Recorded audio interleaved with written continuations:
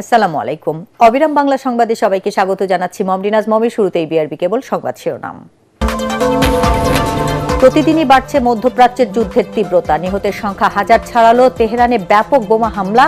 মার্কিন স্থাপনায় পাল্টা আঘাত ইরানের।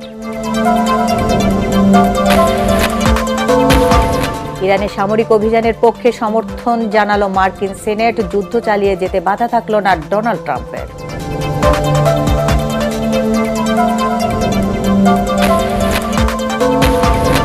স্বার্থ অক্ষুণ্ণ রেখে যুক্তরাষ্ট্রের সাথে বাণিজ্য চুক্তি মেনে চলবে সরকার। মার্কিন মন্ত্রীর সঙ্গে বৈঠকে পররাষ্ট্রমন্ত্রী। আজ বিএনপি ও জামায়াতের সাথে বৈঠক পল কাপুরের।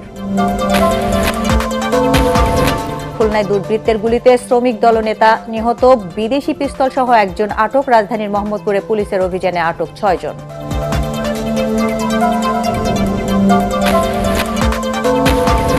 এবং উত্তরাঞ্চলের অর্থনীতির প্রাণকেন্দ্র বগুড়া নওগাঁ মহাসড়কে গড়ে ওঠা 4 শতাধিক শিল্প প্রতিষ্ঠান। যোগাযোগ ব্যবস্থা ও অবকাঠামো উন্নয়নের দাবি ব্যবসায়ীদের। শুনছিলেন বিআরবি কেবল সংবাদ শিরোনাম, এবার বিস্তারিত। শুরুতেই ইরান আমেরিকার যুদ্ধ প্রসঙ্গ।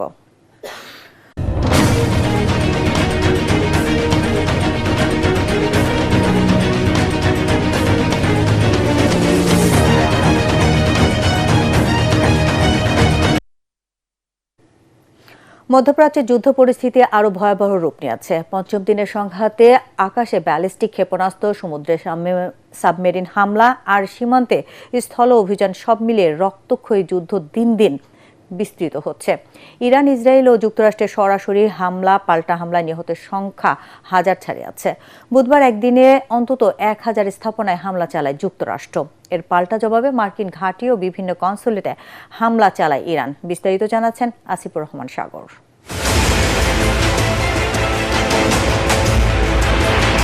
পৃথিবীর শক্তিধর দেশ ও তার মদতপুষ্ট রাষ্ট্রগুলোর বিরুদ্ধে একাই লড়াই করছে আয়াতুল্লাহ আলী খামেনির দেশ ইরান। আধুনিক রণসাজ্যে সজ্জিত সামরিক শক্তিধর যুক্তরাষ্ট্র আর মধ্যপ্রাচ্যের বিস্ফোরা দখলদার ইসরায়েলি বাহিনীর বিরুদ্ধে নিজেদের কৌশলী অস্ত্র নিয়ে নিঃসঙ্গ লড়াই চালিয়ে যাচ্ছে তেহরান। যুদ্ধের পঞ্চম দিনেও তেহরান ও এর আশপাশের শহরে ব্যাপক বোমা হামলা হয়েছে। আন্তর্জাতিক সংবাদ মাধ্যম রয়টার্স ও আল জাজিরা জানিয়েছে, বুধবার রাতে তেহরানের বিভিন্ন স্থান থেকে বিকট শব্দ শোনা গেছে। হামলা জোরদার করায় ইরানে হতাহতের সংখ্যা দ্রুত বৃদ্ধি পাচ্ছে। যুক্তরাষ্ট্রভিত্তিক মানবাধিকার সংস্থা human rights activist news agency জানিয়েছে, ইরানে নিহতের সংখ্যা 1100 জন ছাড়িয়েছে। এদিকে শ্রীলঙ্কা উপকূলে ইরানের একটি জাহাজ লক্ষ্য করে সাবমেরিন থেকে হামলা চালানো হয়েছে। এতে জাহাজে থাকা 78 জন আহত হয়েছেন, নিখোঁজ রয়েছেন শতাধিক। এদিকে মধ্যপ্রাচ্যে 50,000 সৈন্য নামিয়েছে যুক্তরাষ্ট্র, অন্যদিকে 1 লাখ সৈন্য নামানোর কথা জানিয়েছে ইসরায়েল। যুক্তরাষ্ট্রের ব্যাপক হামলার বিরুদ্ধে দাঁড়িয়ে পাল্টা হামলা চালিয়েছে ইরান। দেশের ইসলামিক রেভলিউশনারি গার্ড কর্পস দাবি করেছে, তারা ইসরায়েলের গুরুত্বপূর্ণ বিমান ঘাঁটি ও রাডার সিস্টেমে আঘাত হেনেছে। বুধবার রাতে ইসরায়েলের রাজধানী তেল আবিব ও বেন গুরিয়ান আন্তর্জাতিক বিমানবন্দরে দফায় দফায় ব্যালিস্টিক ক্ষেপণাস্ত্র ছুঁড়েছে ইরান। এদিকে মার্কিন প্রেসিডেন্ট ডোনাল্ড ট্রাম্প বলেছেন, তেহরানের সামরিক সক্ষমতা দিন দিন কমে আসছে। এর জবাবে ইরানের রেভলিউশনারি গার্ড কর্পস জানিয়েছে, উন্নত অস্ত্রগুলো এখনও তাদের মজুদে রয়েছে। মধ্যপ্রাচ্যের বিভিন্ন মার্কিন ঘাঁটি ও ইসরায়েলকে লক্ষ্য করে ক্রুজ ক্ষেপণাস্ত্র হামলা অব্যাহত রেখেছে ইরান।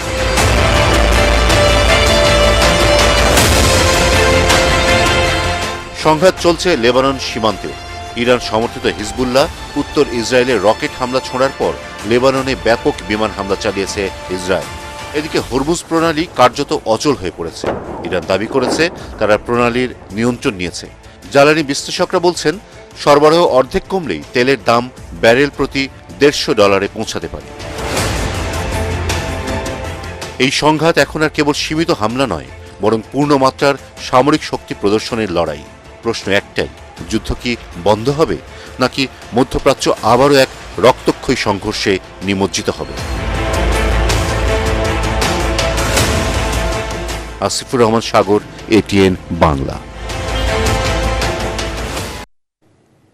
ইরান যুদ্ধকে ঘিরে আরও সামরিক অভিযান চালানোর ক্ষেত্রে যুক্তরাষ্ট্রের প্রেসিডেন্ট ডোনাল্ড ট্রাম্পের ক্ষমতা সীমিত করার একটি প্রস্তাব মার্কিন সিনেটে আটকে গেছে। প্রস্তাবটির পক্ষে ভোট পড়েছে 47টি এবং বিপক্ষে পড়েছে 53টি ভোট। ফলে যুদ্ধ চালিয়ে যেতে আর বাধা থাকলো না ট্রাম্পের। এদিকে স্পেন যুক্তরাষ্ট্রের দাস হবে না বলে জানিয়েছেন স্পেন উপপ্রধানমন্ত্রী মারিয়া জেসুস মন্টেরো। স্পেন কোনো হুমকি বরদাস্ত করবে না এবং নিজেদের মূল্যবোধের রক্ষা করবে বলেও হুঁশিয়ারি দেন তিনি। অন্যদিকে ইরানের বিরুদ্ধে যুদ্ধে ভারতীয় বন্দর ব্যবহারে মার্কিন দাবিকে সম্পূর্ণ ভিত্তিহীন ও মিথ্যা বলে প্রত্যাখ্যান করেছে নয়াদিল্লি। আশিকুর রহমান জানাচ্ছেন বিস্তারিত। মার্কিন সিনেটের সংখ্যাগরিষ্ঠ সদস্য প্রেসিডেন্ট ডোনাল্ড ট্রাম্পের ইরান অভিযানের পক্ষে সমর্থন জানিয়েছেন। যুদ্ধ বন্ধ এবং ইরানের বিরুদ্ধে যে কোনো সামরিক পদক্ষেপ করার জন্য কংগ্রেসের অনুমোদনের বাধ্যবাধকতা চেয়ে আনা ওই দ্বিপাক্ষিক প্রস্তাব আটকে দেওয়ার পক্ষে ভোট দেন তারা। প্রস্তাবটির পক্ষে ভোট পড়েছে ৪৭টি এবং বিপক্ষে পড়েছে ৫৩টি ভোট। ফলে যুদ্ধ চালিয়ে যেতে আর বাধা থাকল না ট্রাম্পের।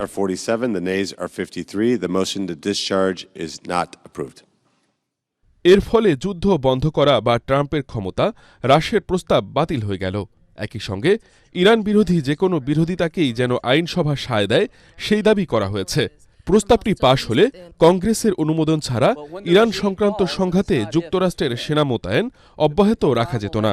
এর ফলে মধ্যপ্রাচ্য সংকট আরও জটিল হবে বলে মনে করছেন বিশ্লেষকরা। এদিকে স্পেনের সামরিক ঘাঁটিগুলো ইরানের বিরুদ্ধে মার্কিন অভিযানে ব্যবহারের অনুমতি না দেয়াকে কেন্দ্র করে যুক্তরাষ্ট্রের সঙ্গে উত্তেজনা বাড়ছে। স্পেনের এই অবস্থানের কারণে ব্যবসায়িক সম্পর্ক বন্ধ করার হুমকি দিয়েছেন মার্কিন প্রেসিডেন্ট ডোনাল্ড ট্রাম্প। এমন পরিস্থিতিতে স্প্যানিশ উপপ্রধানমন্ত্রী মারিয়া জেসুস মন্টেরো জানিয়েছেন স্পেন যুক্তরাষ্ট্রের দাস হবে না। আমরা নিশ্চিতভাবে কারো দাস হব না, কোনো হুমকি বরদাস্ত করব না এবং নিজেদের মূল্যবোধ রক্ষা করব। এর আগে স্পেনের প্রধানমন্ত্রী পেদ্রো সানচেজ সতর্ক করে বলেছিলেন, কেবল কারো প্রতিশোধ এড়ানোর জন্য স্পেন এমন কোনো কর্মকাণ্ডের সহযোগী হবে না যা বিশ্বের জন্য ক্ষতিকর এবং মূল্যবোধ ও স্বার্থবিরোধী। অন্যদিকে চলমান সংঘাতের মধ্যে মার্কিন নৌবাহিনীর জাহাজগুলো ভারতীয় বন্দর ব্যবহার করতে পারে বলে দাবি করেছেন যুক্তরাষ্ট্রের সাবেক প্রতিরক্ষা সচিবের উপদেষ্টা ডগলাস ম্যাকগ্রেগর। তবে এই মন্তব্যের কড়া প্রতিবাদ জানিয়েছে ভারতের পররাষ্ট্র মন্ত্রণালয়। তারা বলছে, ভারতীয় বন্দরগুলো মার্কিন নৌবাহিনী ব্যবহার করছে বলে যে দাবি করা হয়েছে তা সম্পূর্ণ বানোয়াট। শ্রীলঙ্কা উপকূলের কাছে একটি ইরানি যুদ্ধজাহাজে মার্কিন সাবমেরিন হামলার ঘটনাটি ভারত নিবিড়ভাবে পর্যবেক্ষণ করছে বলেও জানানো হয় বিবৃতিতে। আশিকুর রহমান, এটিএন বাংলা। দীর্ঘমেয়াদে যুদ্ধ চালিয়ে যাওয়ার সক্ষমতা ইরানের রয়েছে বলে জানিয়েছেন ঢাকায় নিযুক্ত দেশটির রাষ্ট্রদূত মনসুর চাভসি। বুধবার রাতে গুলশানে ইরান দূতাবাসে সংবাদ সম্মেলনে তিনি বলেন, নিরাপত্তার প্রশ্নে বিদেশি নাগরিক ও ইরানের নাগরিকদের মধ্যে আলাদা করে দেখা হচ্ছে না। তিনি আরও জানান, সবার নিরাপত্তায় সমান অগ্রাধিকার দেওয়া হচ্ছে। ইরানে বাংলাদেশি শিক্ষার্থীদের নিরাপদে সরিয়ে নেওয়া হয়েছে বলেও জানান রাষ্ট্রদূত।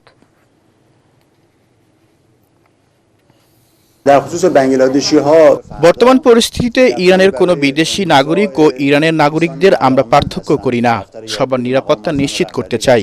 সে কারণে ইরানে বাংলাদেশি শিক্ষার্থীদের নিরাপদে সরিয়ে নেওয়া হয়েছে। ইরানে অবস্থানরত বাংলাদেশি নাগরিকদের নিরাপত্তার জন্য তেহরানের বাংলাদেশি দূতাবাস থেকে আমাদের পররাষ্ট্র মন্ত্রণালয় নিয়মিত যোগাযোগ রাখছে। যে কোনো প্রয়োজনে আমরা সহায়তা করতে প্রস্তুত।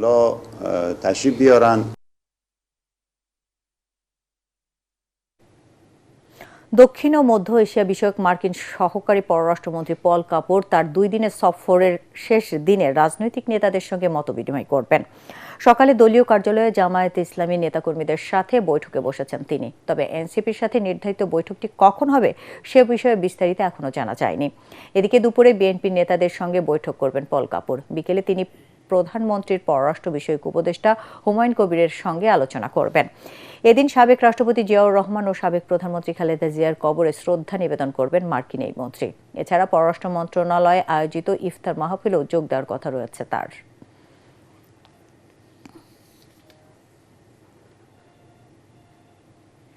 দেশের স্বার্থ অক্ষুণ্ণ রেখে অন্তর্বর্তী সরকারের সময় যুক্তরাষ্ট্রের সাথে স্বাক্ষরিত বাণিজ্য চুক্তি মেনে চলতে আপত্তি নেই সরকারের। ঢাকায় সফররত মার্কিন সহকারী পররাষ্ট্রমন্ত্রী পল কাপুরের সাথে বৈঠক শেষে সরকারের এই মনোভাব তুলে ধরেন পররাষ্ট্রমন্ত্রী ডক্টর খলিলুর রহমান। অন্যদিকে বাণিজ্যমন্ত্রী খন্দকার আব্দুল মুক্তাদির জানিয়েছেন, চুক্তিটি প্রয়োজনে সংযোজন বা পরিবর্তনেরও সুযোগ রয়েছে। তারা জানান, ঢাকার সঙ্গে কূটনৈতিক সম্পর্ক জোরদারের আগ্রহী ওয়াশিংটন। ইমদাদুল্লাহ বাবুর রিপোর্টে বিস্তারিত। 3 দিনের সফরে এখন ঢাকায় যুক্তরাষ্ট্রের দক্ষিণ এশিয়া বিষয়ক সহকারী পররাষ্ট্রমন্ত্রী পল কাপুর। সফরের প্রথম দিন বুধবার পররাষ্ট্র মন্ত্রণালয়ে প্রতিমন্ত্রী শামা ওবায়দের সাথে সৌজন্য সাক্ষাৎ করেন তিনি। এরপর পররাষ্ট্রমন্ত্রী ডক্টর খলিলুর রহমানের সাথে বৈঠক করেন পল কাপুর। দীর্ঘ প্রায় 1 ঘণ্টা দুই দেশের সম্পর্ক এবং স্বার্থ সংশ্লিষ্ট নানা বিষয়ে আলোচনা হয় দুজনের। বৈঠক শেষে আনুষ্ঠানিকভাবে গণমাধ্যমের সাথে কোনো কথা না বললেও আলোচনা ভালো হয়েছে বলেন পল। পরে ব্রিফিংয়ে বৈঠকের আলোচ্য বিষয়গুলো খোলাসা করেন পররাষ্ট্রমন্ত্রী। মিস্টার কাপুর আমাদের দ্বিপাক্ষিক সম্পর্কে সন্তোষ প্রকাশ করেছেন। রোহিঙ্গা বিষয়ে আমার সঙ্গে কথা হয়েছে এবং এই বিষয়টা ওনারা একমত যে আমাদের সমাধানের দিকে এখন তাকাতে হবে। এ সময় বিশ্ব অর্থনীতির স্বার্থে মধ্যপ্রাচ্য পরিস্থিতি স্বাভাবিক করতে যুক্তরাষ্ট্রের প্রতি ঢাকা আহ্বান জানিয়েছে বলে জানান ডক্টর খলিল। তিনি বলেন, আলোচনায় ভারত ও প্রশান্ত মহাসাগরীয় অঞ্চলের ভূ রাজনীতি নিয়ে কথা হলেও তা দীর্ঘ হয়নি। মধ্যপ্রাচ্যের সংকট নিয়ে আলোচনা হয়েছে। যত দ্রুত সম্ভব আলোচনার মাধ্যমে এবং কূটনীতিকে একটা অপরচুনিটি দিয়ে এই সংঘাত, এই সমস্যা যেন সমাধান করার জন্য তারা প্রচেষ্টা করেন। পরে সচিবালয়ে বাণিজ্যমন্ত্রী খন্দকার আব্দুল মুক্তাদিরের সাথে বৈঠক করেন পল কাপুর। সামরিক কোনো বিষয়ে আলোচনা না হলেও শুল্ক বাধা দূর করে বিনিয়োগ বৃদ্ধির উপর গুরুত্ব দেওয়া হয়েছে বলে জানান মন্ত্রী। প্রত্যেকটা চুক্তিতে সেলফ কেয়ারিং এর জন্য তার নিজস্ব কিছু ধারা থাকে এবং সেখানে তো এরকম যদি কোনোদিন আমাদের কাছে কিছু প্রতীয়মান হয় যে এই ধারাটার সংযোজন, বিয়োজন, পরিবর্তন দরকার, সেখানে ফার্দার নেগোসিয়েশনের স্কোপ তো সবসময় রয়েছে। বৃহস্পতিবার বিভিন্ন রাজনৈতিক দলের সাথে মতবিনিময় শেষে ওই দিন রাতে ঢাকা ছাড়বেন মার্কিন সহকারী পররাষ্ট্রমন্ত্রী পল কাপুর। ইমদাদুল্লাহ বাবু, ATN বাংলা, ঢাকা। খুলনায় মাসুম বিল্লাহ নামে একজন শ্রমিক দলনেতাকে গুলি ও কুপিয়ে হত্যা করেছে দুর্বৃত্তরা। বুধবার রাত 9টার দিকে নগরীর প্রাণকেন্দ্র ডাকবাংলা মোড়ের বাটার দোকানের সামনে এই হত্যাকাণ্ডের ঘটনা ঘটে। নিহত মাসুম বিল্লাহ রূপসা মোটর শ্রমিক ইউনিয়নের সাবেক সভাপতি ও উপজেলা শ্রমিক দলের সাবেক আহ্বায়ক। পুলিশ ও প্রত্যক্ষদর্শীরা জানায়, রাত 9টার দিকে মাসুম বিল্লাহ নগরীর প্রাণকেন্দ্র ডাক বাংলো মোড়ে অবস্থান করছিল। এ সময় 5 জন দুর্বৃত্ত তার উপর গুলি চালায়। গলায় গুলিবিদ্ধ হয়ে তিনি মাটিতে লুটিয়ে পড়েন। এ সময় তার ডান পায়ে ধারালো অস্ত্র দিয়ে কুপিয়ে জখম করে দুর্বৃত্তরা পালিয়ে যায়। আশঙ্কাজনক অবস্থায় মাসুমকে উদ্ধার করে খুলনা মেডিকেল কলেজ হাসপাতালে নিয়ে গেলে কর্তব্যরত চিকিৎসক তাকে মৃত ঘোষণা করেন। তবে স্থানীয় জনতা ও পুলিশ অশোক ঘোষ নামে একজনকে বিদেশি পিস্তল সহ আটক করতে সক্ষম হয়। তাকে পুলিশ জিজ্ঞাসাবাদ করছে। রাজধানীর মোহাম্মদপুরের আদাবর থানার 52 কাটা এলাকায় অভিযান চালিয়ে অস্ত্র ও মাদকসহ 6 জনকে আটক করেছে পুলিশ। বুধবার দিবাগত রাতে তাদের আটক করা হয়। তেজগাঁও বিভাগের অতিরিক্ত উপ পুলিশ কমিশনার জুয়েল রানা জানান, অপরাধ দমনে নিয়মিত অভিযানের অংশ হিসেবে তাদের আটক করা হয়েছে। প্রধানমন্ত্রী ও স্বরাষ্ট্রমন্ত্রীর নির্দেশনা অনুসারে অপরাধীদের প্রতি জিরো টলারেন্স দেখিয়ে অভিযান অব্যাহত রাখার কথা জানান তিনি। বলেন, এ ধরনের অভিযান চলমান থাকলে আইন শৃঙ্খলা পরিস্থিতির উন্নতি ঘটবে। আমরা আজকে আকস্মিকভাবে কোনোভাবে যাতে জানতে না পারে আমরা আজকে অভিযান পরিচালনা করেছি এবং এখান থেকে আমরা 6 জনকে গ্রেপ্তার করেছি এবং তাদের কাছ থেকে আমরা মাদক পেয়েছি। আমরা একজনকে দেখলাম যে সে নিয়মিত ইয়াবা খায়, নিজেই স্বীকার করেছে মাদক খায়, আপনাদের সামনে স্বীকার করলো। একজনের নামে মার্ডার মামলা আছে আমরা জানতে পারতেছি। অভিযান চালিয়ে আমরা বেশ কয়েকটা 3টায় যে চাপাতি আর 3টা হচ্ছে সোরা উদ্ধার করলাম। এগুলো খুব ধারালো, শার্প এবং এই জিনিসগুলোই হচ্ছে যে ছিনতাই এবং চাঁদাবাজির কাজে ব্যবহৃত হয়।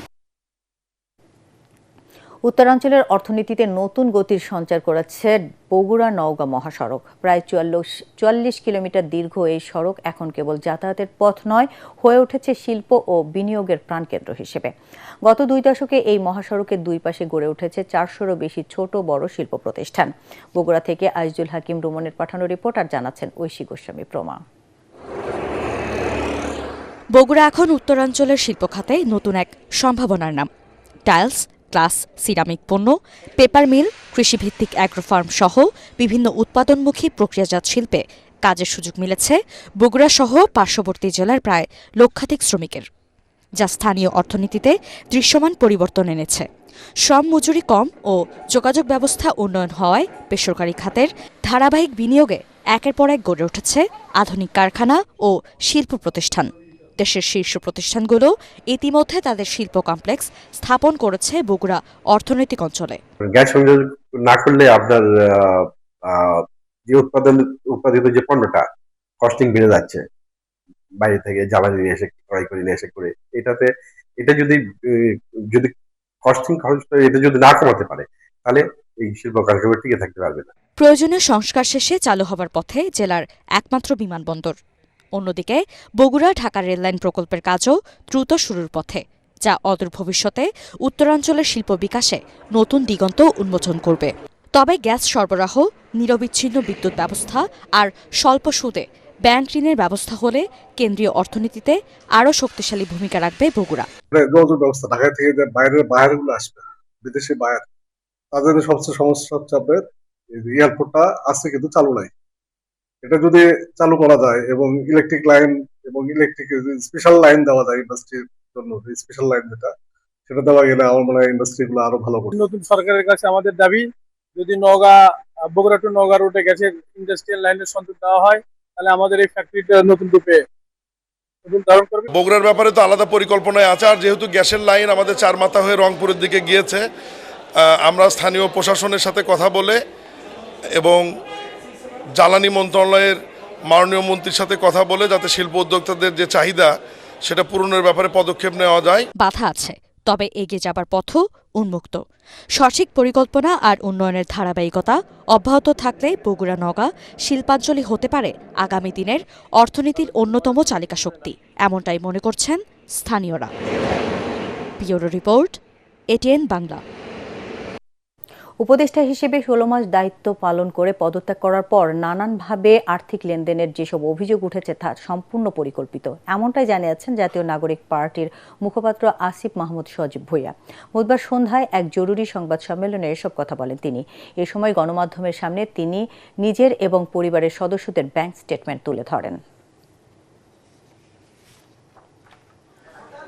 আমার নিজের দুইটা অ্যাকাউন্ট আছে, দুইটার মধ্যে একটা আমার ব্যক্তিগত অ্যাকাউন্ট, সেটা হচ্ছে সোনালী ব্যাংকের, সেটাতে 9,930 টাকা আছে, আর আরেকটা হচ্ছে আমার স্যালারি অ্যাকাউন্ট। এই অ্যাকাউন্টে মোট ক্রেডিট হয়েছে আমার স্যালারি ট্যালারি সবকিছু মিলে, আমি সরকারের দায়িত্ব গ্রহণ করার আগেই 50,000 টাকার মতো ছিল, তারপর সব মিলে ক্রেডিট হয়েছে মোট 85,81,000 টাকা, আর ডেবিট হয়েছে 76,03,000 টাকা, এখন আছে 9,78,000 টাকা। আমার এবং আমার পরিবারের সকলের ব্যাংক হিসাব জনগণের জন্য উন্মুক্ত করে দেওয়া প্রয়োজন, যাতে করে এই বিষয়গুলো নিয়ে কেউ কোনো ধরনের বিভ্রান্তি তৈরি করতে না পারে।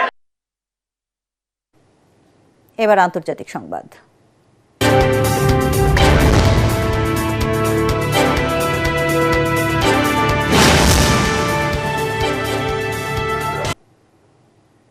এবার ইরানের শহীদ সর্বোচ্চ নেতা আয়াতুল্লাহ আলী খামেনির জানাজা স্থগিত করা হয়েছে। রাষ্ট্রীয় টেলিভিশন জানিয়েছে, অভূতপূর্ব জনসমাগমের সম্ভাবনার কারণে জানাজা সহ শ্রদ্ধা অনুষ্ঠানটি স্থগিত করা হয়।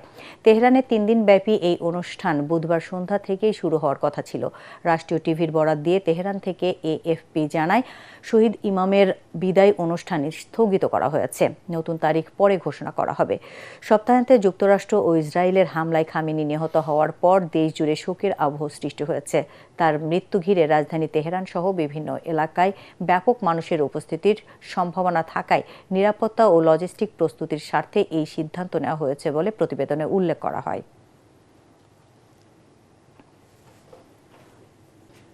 এবার খেলার খবর।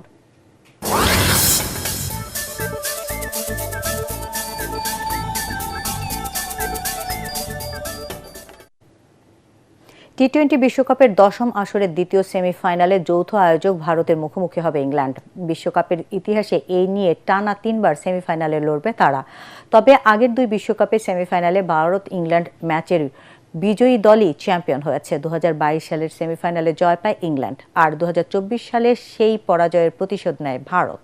সেমিফাইনালে জয় পেতে স্বাগতিক শিবির আছে বেশ খোশ মেজাজে। এদিকে হ্যারি ব্রুকের দল শুধু ফাইনালে ওঠার নয়, বিশ্বকাপের শিরোপাও জিততে চায়।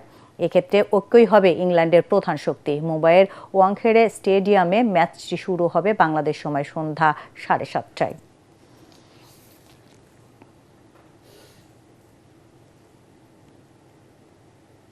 জোয়াও পেড্রোর হ্যাটট্রিকে ইংলিশ প্রিমিয়ার লিগে অ্যাস্টন ভিলাকে 4-1 ব্যবধানে হারিয়েছে চেলসি। অবশ্য নিজেদের মাঠ ভিলা পার্কে খেলার 2 মিনিটে ডগলাস লুইসের কল্যাণে লিড নেন অ্যাস্টন ভিলা, কিন্তু এই লিড তারা ধরে রাখতে পারেনি। 35 ও 45 মিনিটে জোয়াও পেড্রো 2 গোল করে প্রথমার্ধে চেলসিকে 2-1 ব্যবধানে এগিয়ে দেন। দ্বিতীয়ার্ধে আবারও গোল সংখ্যা বাড়ায় কোচ লিয়াম রোজেনিয়ারের শিষ্যরা। 55 মিনিটে কোলে পলমার পর 64 মিনিটে জোয়াও পেড্রো হ্যাটট্রিক পূরণ করেন। এই জয়ে 29 ম্যাচে 48 পয়েন্ট নিয়ে লিগ টেবিলের পঞ্চমে উঠে এলো চেলসি।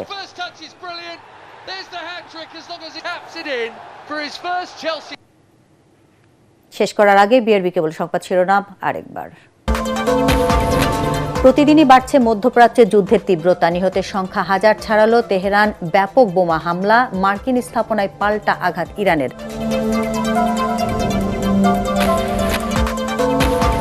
ইরানের সামরিক অভিযানের পক্ষে সমর্থন জানালো মার্কিন সিনেট। যুদ্ধ চালিয়ে যেতে বাধা থাকলো না ডোনাল্ড ট্রাম্পের।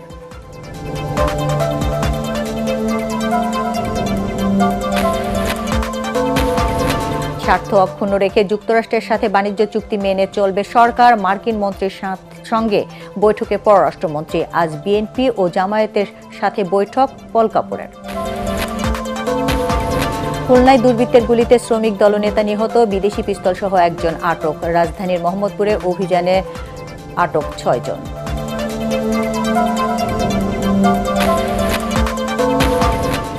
এবং উত্তরাঞ্চলের অর্থনীতির প্রাণ কেন্দ্র বগুড়া নওগাঁ মহাসড়কে গড়ে ওঠা 4 শতাধিক শিল্প প্রতিষ্ঠান। যোগাযোগ ব্যবস্থা ও অবকাঠামো উন্নয়নের দাবি ব্যবসায়ীদের। দর্শক, পরবর্তী সংবাদ দেখার আমন্ত্রণ জানিয়ে এখনকার মতো শেষ করছি। এটিএন বাংলা সংবাদ ইউটিউবে দেখতে ব্রাউজ করুন youtube/ATN Bangla। ধন্যবাদ সবাইকে।